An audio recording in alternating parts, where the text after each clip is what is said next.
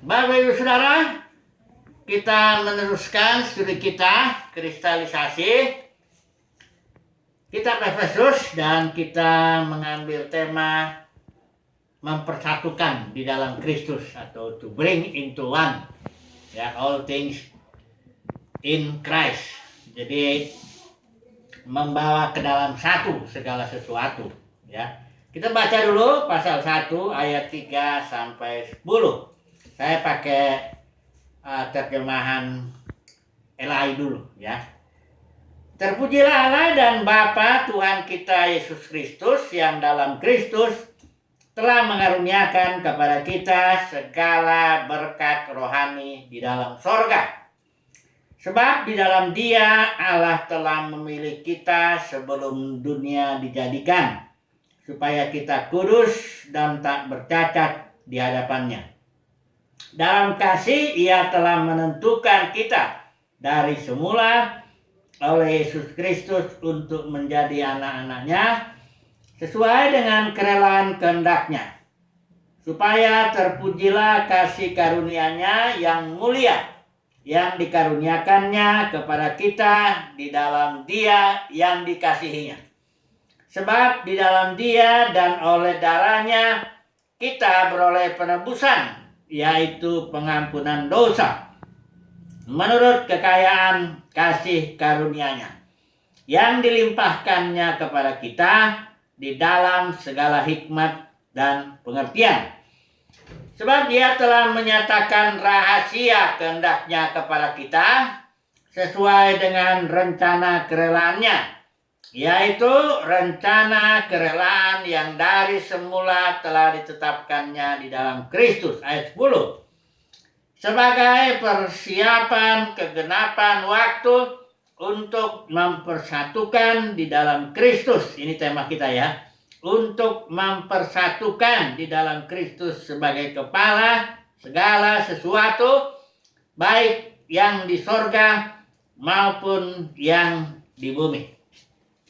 Mari kita melihat dulu terjemahan, barangkali yang literal ini lebih bagus, ini yang ayat 3, ya, berkat rohani itu. Kalau LAI itu segala berkat rohani di dalam sorga. Kalau ILT pasal 1 ayat 3 itu, terberkatilah Elohim dan Bapa Tuhan kita Yesus Kristus yang telah memberkati kita dengan segala berkat rohani di alam semesta di dalam Kristus. Ini juga terjemahnya tidak terlalu mengungkapkan maksud daripada ungkapan aslinya. Jadi aslinya begini: in the heavenly realms in Christ. Jadi berkat yang di dalam dimensi sorgawi di dalam Kristus. Jadi ini berkatnya bukan ada di dimensi ruang dan waktu di alam semesta ini, bukan di situ. Yang dibicarakan ini berkat di dalam dimensi sorgawi. Kita tahu Tuhan menciptakan untuk rencananya yang berzaman-zaman ini 3 dimensi. Dimensi sorgawi di mana Tuhan meletakkan tahtanya di sana. Juga dimensi kita ini sekarang yang kita hidupin di sini, dimensi ruang dan waktu kalau ilmuwan bilang, dan nanti ada lagi dimensi yang di bawah bumi, ya. Dan Tuhan sendiri Dia tinggal dalam dimensi kekal. Elohim adalah kekal. Sebenarnya itulah dimensi Elohim yang belum ada orang pun, tak ada seorang pun yang bisa melihat Tuhan, dalam arti belum ada orang yang tinggal dalam dimensi itu. Itu hanya dimensi yang ditinggali oleh Elohim saja, ya. Tapi Dia berkarya di dalam 3 dimensi ini, ya, untuk menggenapkan rencananya. Nanti kita lihat, ya, ini, ya. Jadi Efesus 1 ayat 3 membicarakan segala berkat yang ada di dalam dimensi sorgawi. Apa itu berkatnya? Nanti di sini berkatnya ada 5 poin-poin. Kita nggak bahas secara mendetail, pokoknya kita tahu berkat yang ada di dalam dimensi sorgawi itu. Yang pertama, ya, Sebab di dalam Dia ini Allah telah memilih kita sebelum dunia dijadikan. Nah, ini karena memang kita adanya ini bicara soal dimensi surgawi, ya itu sudah ada rupanya dimensi surgawi. Kita sudah dipilih di situ sebelum dimensi apa ini dimensi ruang dan waktu ada, kita sudah dipilih, ya. Sebab ya kita sebelum kita di dalam Dia Allah telah memilih kita sebelum dunia dijadikan. Tujuannya pilihan itu supaya kita kudus dan tak bercacat di hadapannya. Ini dia berkat yang pertama, ya, dipilih sebelum bahkan ada dimensi, sebelum diciptakan bumi ini, dimensi ruang dan waktu. Itu kita sudah dipilih di alam, di dimensi surgawi, ya. Tujuan pilihan itu adalah supaya kita kudus dan tak bercacat di hadapannya. Nah, ini kan luar biasa kan, ketika Adam jatuh seluruh makhluk ikut jatuh, tapi karena kita sudah dipilih sebelum kejatuhan Adam pun kita sudah dipilih, ditetapkan. Apa dasarnya pilihan ini? Yaitu kehendak Bapa sendiri, ya, bukan karena kita kan belum ada secara jasmani di muka bumi ini. Jadi itu pilihan itu berdasarkan apa ya, katakan kedaulatan lah, ya, kehendak Tuhan, ya. Jadi bukan atas dasar usaha kita atau karena makanya kalau Calvin itu bagus istilahnya unconditional election. Pemilihan yang tak terkondisi oleh diri kita, ya. Jadi betul-betul pilihan itu adalah kehendaknya, ya, supaya kita kudus dan tak bercacat di hadapannya. Jadi kita pasti kudus dan tak bercacat di hadapannya, ya. Walaupun prosesnya kesana kemari atau bagaimanapun juga, kalau orang pilihan Tuhan itu sudah ditakdirkan, katakanlah begitu, ya, untuk kudus dan tak bercacat di hadapannya. Yang pertama, berkatnya. Yang kedua, ayat 5, dalam kasih Ia telah menentukan kita dari semula oleh Yesus Kristus untuk menjadi anak-anaknya, ya. Menjadi anaknya, menjadi anak itu artinya kita menjadi ahli waris, ya. Anak, saudara tahu ya, kalau anak itu akan mewarisi seluruh apa adanya bapaknya, apa ya, begitu ya, apa ya, segala milik bapaknya itu akan menjadi waris, anaknya menjadi warisnya. Ini sudah ditentukan, ya, dalam kasih. Yang ketiga, sebab di dalam Dia, yaitu dan oleh darahnya kita beroleh penebusan, yaitu pengampunan dosa.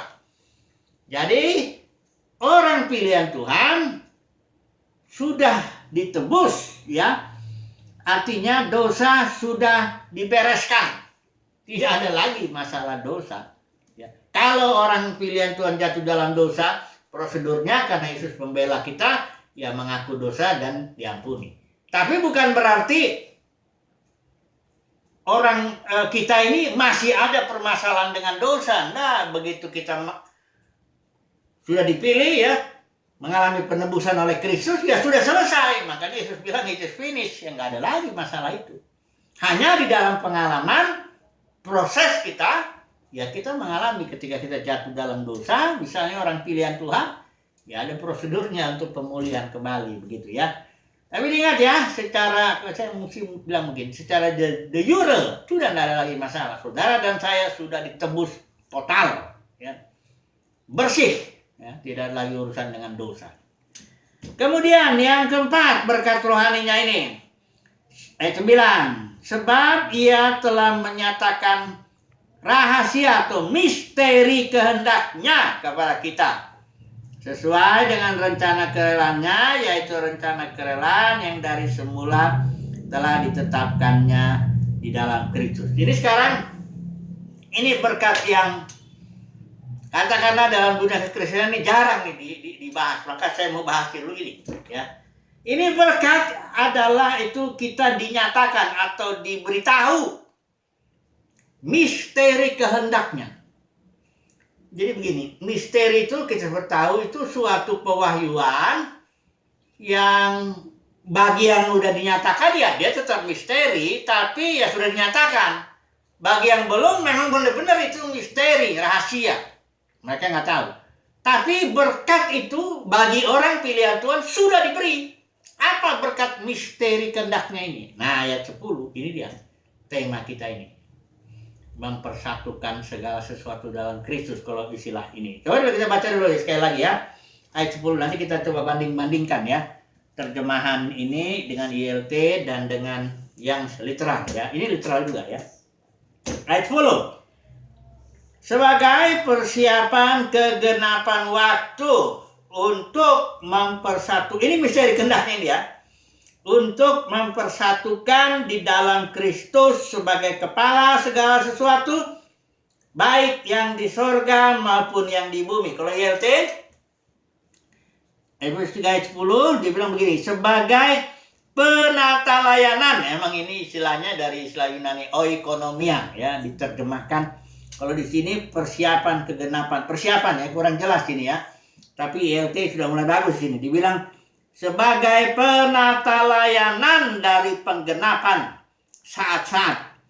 Ini sebenarnya juga masih belum tepat. Penggenapan saat-saat ini semua terjemahan dari Oikonomia of the fullness of the times, artinya kegenapan waktu, di mana waktu habis ya, nggak ada lagi waktu. Jadi begini, nanti saya bandingkan dengan yang literal ini, saya baca dulu ya. Sebagai ini ILT, sebagai penata layanan dari penggenapan saat-saat untuk merangkum segala sesuatu di dalam Kristus, baik hal-hal yang di dalam surga maupun hal-hal yang di atas bumi di dalam dirinya. Coba dulu saya terjemahkan yang ILT ya ini ya, yang literal ini. Ini bagus ya. Coba dulu kita lihat di bahasa Inggrisnya, saya baca dulu ya, supaya barangkali saudara lebih jelas ini. To bring into one the whole in the Christ, untuk membawa ke dalam satu segala sesuatu dalam Kristus. Both the things in the heavens and the things upon the earth in Him. Artinya untuk membawa ke dalam satu semuanya dalam Kristus ya, baik perkara-perkara yang di alam di sorgawi maupun perkara-perkara yang di atas bumi di dalam Dia. Jadi gini kesimpulannya. Kalau dari sini kita bandingkan ya, maksud daripada ayat ini adalah pada dispensasi atau oikonomia atau ini ya, kita tahu oikonomia itu ya, artinya dispensasi, diterjemahkan ya dalam berbagai versi bahasa Inggris, dispensasi, stewardship, management, ekonomi juga ada ya, administrasi. Jadi ini di oikonomia itu suatu penata layanan Elohim, itu cara Elohim menata ya keluarganya itu. Karena oikonomia itu dari kata oikos ya, kata oikos itu artinya rumah, kerumah tanggaan. Sementara nomos itu aturan-aturan atau hukum. Jadi oikonomia itu artinya pengaturan atau hukum-hukum atau aturan-aturan dalam suatu kerumah tanggaan. Kalau oikonomia Elohim ya berarti kerumah tanggaan Elohim pengaturannya. Ini pengaturan, kita sudah tahu oikonomia ini adalah babakan juga, ada dispensasi Adam, kita sudah bahas itu. Karena Tuhan bekerja per zaman itu, per oikonomia itu beda-beda aturannya, pengaturan ke rumah tangganya. Hukumnya juga beda-beda, tapi imannya tetap sama. Karena oikonomia itu 1 Timotius 1:4 itu adanya di dalam iman. Artinya tetap Tuhan mengelola umatnya sedemikian supaya umatnya beriman. Tetapi iman itu diekspresikan melalui hukum yang berbeda-beda tiap zaman. Kalau dalam dispensasi Musa, ya hukum Taurat. Kalau dalam dispensasi sekarang gereja atau para pemenang, ya Tuhan, ya hukum roh. Jadi begitu ya. Zaman Adam, hukum ada, ekonomi Adam, dispensasi Adam, baru Nuh, baru Abraham, baru Musa. Barulah yang ini para pemenang atau gereja pemenang. Kemudian dispensasi kerajaan atau 1000 tahun, milenium biasa orang bilang. Nah, satu lagi inilah dia yang ketujuh. Dispensasi kegenapan waktu atau oikonomia of the fullness of the times. Di mana waktu habis, disitulah segala sesuatu to bring into one, menjadi satu di dalam Kristus. Ini misteri kehendaknya yang tidak jarang diberitahu. Apa ini artinya? Ini sebenarnya sederhana. Saudara tahu, sekarang tadinya awalnya segala sesuatu satu, karena segala sesuatu berasal dari Dia, oleh Dia, kepada Dia. Segala sesuatu berasal dari Dia, Tuhan. Tapi ketika dalam perjalanan cerita ini, ya, Tuhan membelah, ya, ada terang, ada gelap. Itu semuanya juga berasal dari Dia. Yesaya pasal 40 berapa ini? Yesaya 45 ayat 7. Itu jelas Tuhan bilang, aku yang menciptakan terang, aku juga yang menciptakan gelap. Jadi gelap itu sebenarnya ketiadaan terang, ya. Terang menahan diri, ada gelap. Tapi kalau gelap terang itu datang, ya gelapnya memang tidak ada. Nah, Tuhan membelah seperti begitu, ya. Kemudian Adam dan Hawa juga dibelah, dipisah. Kejatuhan membuat pemisahan terus, makin pisah, makin pecah, ya. Ini memang hikmat Tuhan, ini memang kehendaknya, makanya misteri ini. Awalnya satu, kemudian pecah, ya, akibat kejatuhan lah, ya, semuanya terus. Tapi nanti dalam dispensasi kegenapan waktu, ketika waktu habis, maka segala sesuatu dibawa ke dalam satu. Baik perkara yang di sorga maupun yang di bumi, di dalam Kristus. Ingat, ya, Kristus itu adalah Kristus kepala, yaitu Yesus, maupun Kristus korporat, tubuh gereja. Pemenang, ya. Ini luar biasa. Ini berkat. Jadi kesimpulan jadi pengertiannya di sini bahwa gereja, ya, bersama dengan Kristus lah, ya, ini bekerja, ya, di zaman-zaman berikut sehingga segala sesuatu dibawa menjadi satu dalam Kristus. Nah, ini dia. Berarti di zaman ini orang pilihan Tuhan, ya, dipilih, ya, dulu. Hanya sebagian toh orang pilihan Tuhan di zaman ini loh. Oikonomia gereja pemenang, ya, itu sedikit orang pilihan Tuhan. Kalaupun banyak yang dipanggil, tetap sedikit yang dipilih. Tapi ini ada kerjanya ini nanti di zaman berikut, di zaman kerajaan maupun zaman dispensasi kegenapan waktu, langit dan bumi yang baru itu loh. Itu kerjaannya tuh bekerja sebagai imam-imam dan raja-raja untuk to bring into one, membawa menjadi satu segala sesuatu, ya. Segala sesuatu akan dijadikan satu. Tadinya pecah-pecah, ya, karena ada kejatuhan, pemberontakan macam-macam. Tapi di dalam zaman nanti yang terakhir itu, oikonomia of the fullness of the times, itu nanti oleh pelayanan Kristus itu, maka segala sesuatu menjadi satu. Bahkan Kristus sebagai kepala tentunya di situ, ya. Yesus kepala segala sesuatu. Setiap lutut bertelut, lidah mengaku Yesus adalah Tuhan, ya. Jadi nanti ada banyak orang kan cerita, ini karena dia nggak ngerti dispensasi berkat rohani ini, jadi dia cerita begini. Katanya di sorga kita nanti nyanyi-nyanyi aja terus selama-lamanya. Nggak ada kerjaan di situ. Kan ngawur itu. Nggak ada, Alkitab nggak mengatakan begitu. Alkitab mengatakan di zaman ini umat pilihan Tuhan memang sedikit. Dan bahkan barangkali orang nggak tahu lah. Karena dia umat pilihan Tuhan ini, ya, tersebar di sana sini, kita tidak tahu, ya. Tapi nanti ketika Tuhan datang itu dinyatakan, itulah dia manifestasi putra-putra Elohim, dinyatakan.